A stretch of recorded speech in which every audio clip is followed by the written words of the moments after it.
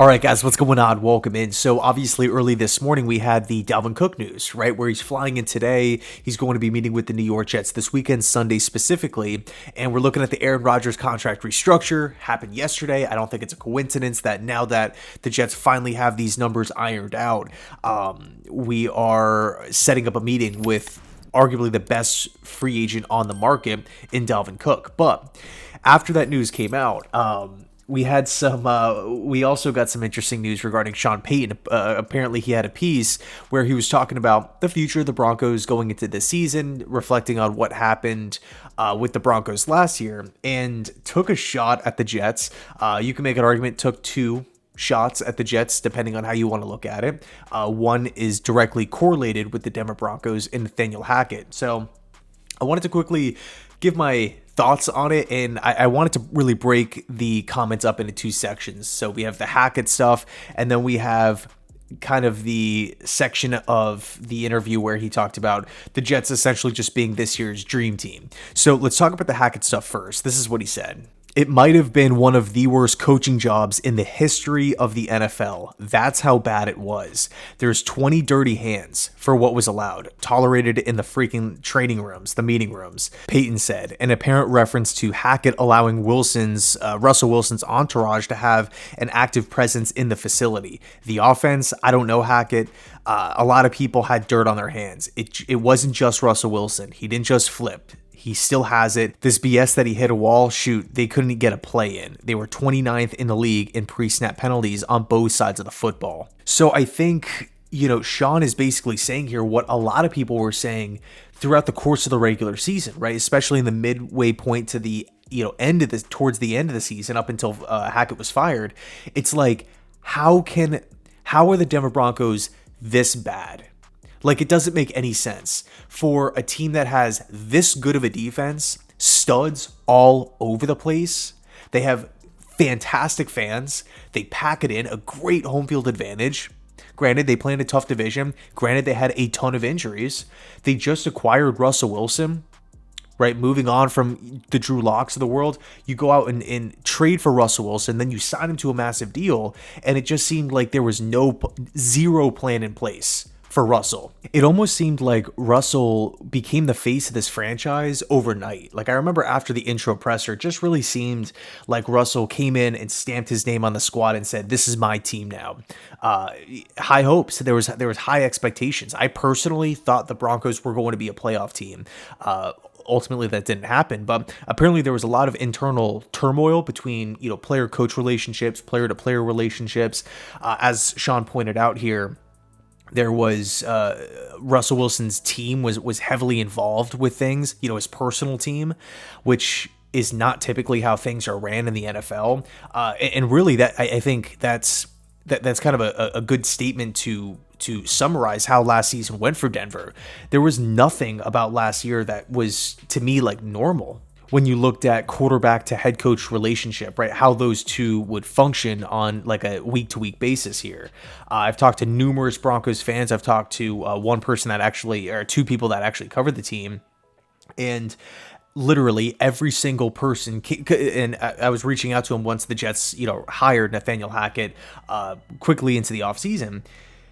Like, hey, like what happened last year? And the majority of them all admitted, like, this 2022 was an absolute disaster. Nathaniel Hackett was not ready to be a head coach. It was not all on him, but there was no accountability whatsoever. Nobody was held responsible. Players were throwing fits on the field. Russell Wilson was missing wide open guys. Again, talking about Russell Wilson's personal team, Hackett like allowing it to happen, just not knowing how to be an NFL head coach. And we can look at Payton's first comment here, where he said it might have been one of the worst coaching jobs in the history of the NFL. Hackett was brought in on a 4-year contract, and he couldn't even survive 1 year. And we could even bring up the fact that it's not just about the win-loss record, right? It's about what's happening inside the building. Have you lost the locker room? Is there any sort of positive momentum moving forward here, or is it just wasted time? I think a perfect example of that is Matt Patricia. Detroit just hung on to him for too long. To me, it seemed like Matt Patricia lost the locker room in his first season, but they obviously kept him for, a couple years, and it was just wasting time. There was nothing to show for it when it was all said and done. But at least Patricia got to hang with Detroit for a couple years. Granted, he was working with Quinn, both coming over from New England. But in any case, Hackett was let go not even a year into his contract. I think that does say something about the current, or the state of affairs of Denver at that time. And what Denver, I believe, owed him $12 million. They still owe him $12 million. Like they let him go and were totally fine paying him the money still. They just wanted to get rid of him and start over. It's not a good look, but I'll say this. How did Nathaniel Hackett get the job in Denver? He got the job because he had a great working relationship with everybody in Green Bay from a coaching standpoint and a player standpoint. He had play calling experience in Buffalo, in Jacksonville. He was directly working with a back-to-back MVP in Aaron Rodgers. Now, I'm not saying that Hackett was the reason why Rodgers is going to be a future first ballot Hall of Famer, but you guys know what I mean. Hackett had a hand in how the Green Bay Packers looked and really the production that offense had. I mean, what was it? Back-to-back 13-win seasons. Unfortunately, the Green Bay Packers didn't win a Super Bowl or didn't have that much playoff success in that time. But the proof was in the numbers, right? We can just look at what those offenses were able to accomplish, and Nathaniel Hackett was the offensive coordinator. And we could also take a look at last season. Once Hackett arrived in Denver, how did Green Bay's offense look? Not as good, especially not as good in the red zone where Hackett had a major influence. Rodgers voiced his opinion multiple times on Nathaniel Hackett, basically saying he was a great guy and a great coach, and it's just somebody that he wants to play for. And the fact that Rodgers is wearing green and white, this season, I think solidifies that Rodgers was telling the truth and he wasn't just, backing his guy here in Hackett. So I think, the big picture, 2022 was an absolute disgrace for the Denver Broncos.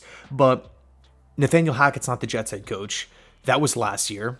The only thing that you can do in life is look at what went wrong and try to fix it moving forward. Hopefully Hackett can learn from the mistakes and, slide into a more diminished role with the New York Jets and have some success working with his former MVP quarterback in Aaron Rodgers. But I can understand Sean's frustration here when he is talking, because this is where he's at now, and he's just kind of analyzing what went wrong, what happened last year. How do we have such a good roster? How do we have one of the league's best defenses, one of the league's best home field advantages, and be this bad? Like, how does that even happen? Bringing in Russell Wilson, trading away all these assets, like, how does that happen? So I do understand Payton's frustration. Now, to shift gears and talk about the Jets roster, this is where things get interesting. He said, remember when Dan Snyder put the dream team together? I was at the Giants that year. I was a young coach, and I thought, how are we going to compete with them? Dion's there now. That team won 8 games or whatever. So listen, just put in the work. And then in regards to, like, quote unquote, winning the offseason, Sean said, we're not doing any of that. The Jets did that this year. You watch Hard Knocks, all of it. I can see it coming. So I think the biggest takeaway, I see what Sean is saying with, like, winning the offseason. I mean, ESPN, NFL Network, Fox Sports, every, like, sports media outlet talks about the New York Jets every single day. There's so much hype surrounding this team. Again, every single day there's segments on the Jets, debates on the Jets.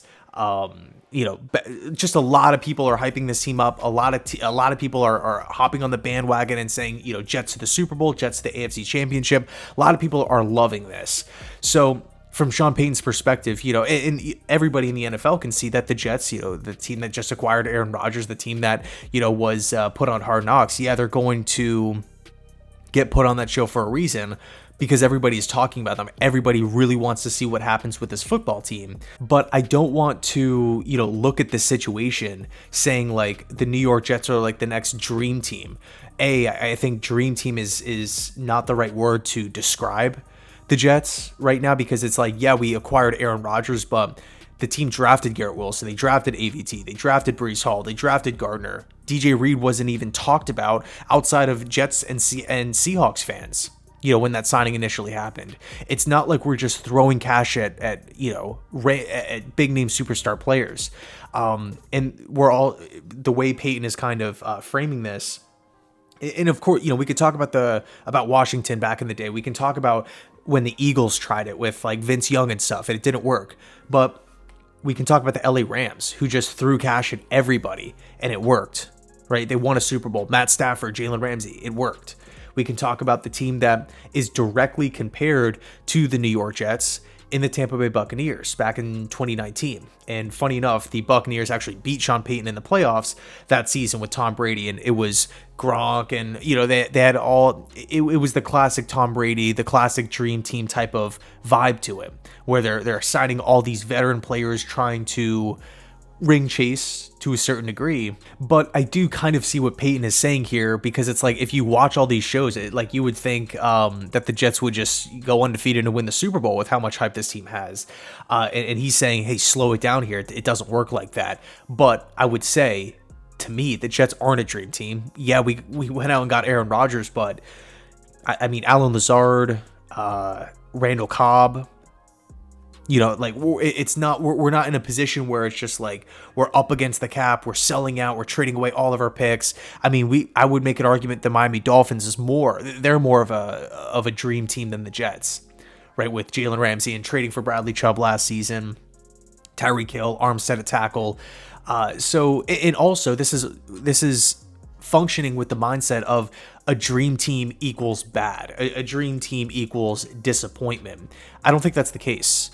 Again, we can look at the Buccaneers, we can look at the LA Rams. Just because you load the team up with talent and kind of go against the grain of wanting to build through the NFL draft and save money, leave flexibility, there's no right or wrong way to win a Super Bowl, right? There's multiple blueprints. The Rams and the Bucs proved it in the past couple of seasons. So I'm not really too worried about it, right? It is what it is. But what I would say is, you know what? It's 2023. We're moving forward. The Jets, in my opinion, are not a dream team. Nathaniel Hackett is the Jets offensive coordinator. He's not the Denver Broncos head coach. If he was still the Broncos head coach, yeah, I would have a major issue with it if I was a Broncos fan. But again, you're hopeful that Hackett can learn from his mistakes, reflect on what happened last season, and say, hey, you know what? Maybe this really did not work out. I really fell apart in this category. I should have done that a lot better. And just move forward. It's a new year. It's a new leaf. 2023, more diminished role than being a head coach of a football team in his first go round with it. So let's see what happens, right? The Jets and the Broncos play each other this season. I'm expecting the Denver Broncos to be really, really good. I'm expecting the New York Jets to be really, really good. The two teams play in week 5, I believe. I think it's in Denver, which would be an awesome game to go to. But in any case, I'm looking forward to the matchup, and I could very well see both of these teams making it to the playoffs and having another matchup, with higher stakes. So anyway, let me know your thoughts down below in the comment section. Thanks so much for watching, and as always, go Jets.